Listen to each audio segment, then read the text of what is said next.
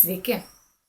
Turtingamoteris.lt orų biuro duomenimis birželio 30 diena Lietuvoje pakvipo atostogomis. Vieniems beprasidėsiančiomis, o kitiems besibaigiančiosiomis.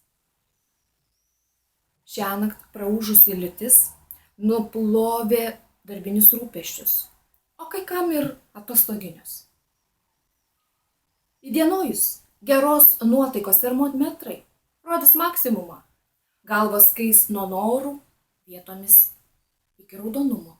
Todėl vakarop galima silpna rūko koncentracija mintyse. Pasiruošimo atostogoms šurmulys bus nepastovios krypties, vietomis peraugs į skersvėjus. Naktį daugelio namuose siautės lagaminų krovos škvalas. Dėl susitariusios įtampos galimi žaibai ir trumpalaikiai krituliai. Jei jums nepatenkino šios prognozės, pasitarkite su savo darbdaviu.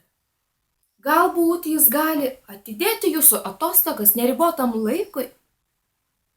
Ir pabaigai, nėra blogo oro. Pradėk nuo savęs. Čia buvo orų mergaitė Jolanta. Iki susitikimų kituose mano video. Ate.